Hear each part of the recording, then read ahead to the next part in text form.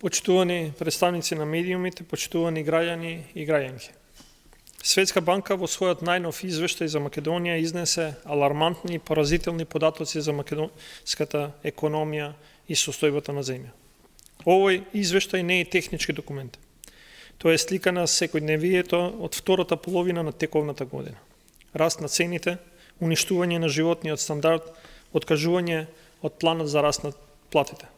Нашата економија е во слободен пат. Наместо очекуваниот економски раст од 2,5% годинава, според Светска банка ќе ја завршиме со само 1,8% раст на бруто домашен производ.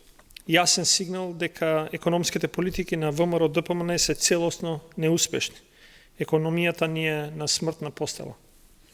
Во извештајот јасно се забележува дека главната причина за овој пат е топло-ладниот однос према реализирањето на клучните инфраструктурни проекти, коридорите 8 и 10D, кои требаше да донесат економски бенефити, но ВМРО ДПМН ги држи на хартија. Наместо да се движиме напред, владата дозволи овие проекти да останат закочени, а тоа има катастрофални последици за бруто домашниот производ. Дополнително, додека слушаме за големи ветувања за инвестиции во енергетскиот сектор, според Светската банка овде се таложат проблеми кои се реален ризик да го забрзаат падот на економијата. Светската банка исто така посочува и на растот на цените, бавното темпо на јавните инвестиции, но ништо од ова не треба да е изговор за владата да не реагира.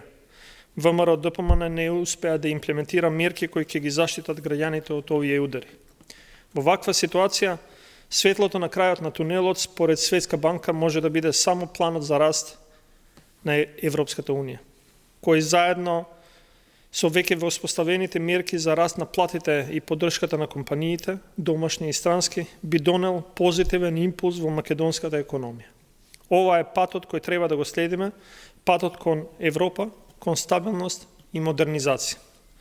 Но наместо тоа, владата продолжува да се задолжува неконтролирано со кредити која ќе донесат државата во компрометирана ситуација не само на економски, туку и на геополитички план. На крајот од годинава фискалниот дефицит ќе достигне 4,9%, а јавниот долг ќе скокне на загрижувачки 63,5% од бруто домашниот производ. Со ново најавените 500 милиони евра дополнително задолжување од Унгарија, може да очекуваме јавниот долг да се приближи на 70% од бруто домашниот производ. Патека која води во економски пропаст. Се создава долг што економијата нема капацитет да го подржи преку создавање на нова вредност. Каматната стапка од 3,25% која е толку фалена од власта, е повисока од очекуваниот раст на бруто домашниот производ за 1,45% поени. Ова значи дека иднината на нашите деца се продава во 4 очи, а тие ќе го плаќаат овој ценовен товар уште многу години. Почитувани, владата не може да ја контролира ситуацијата. Луѓето едва и врзуваат крај со крај. Трошоците за живот само растат. Со повеќе пари се купува помалку. Цените на основните прехранбени продукти само во септември се зголемија за цели 717 денари. А за прв пат, после 7 години постојан раст, просечната плата се намали за цели 1000 денари. Не смееме да забораваме дека и владините мерки за ограничување на маржите на мал дел од прехранбените производи се апсолутен неуспех. Граѓаните ја плаќаат цената на неспособноста на оваа влада.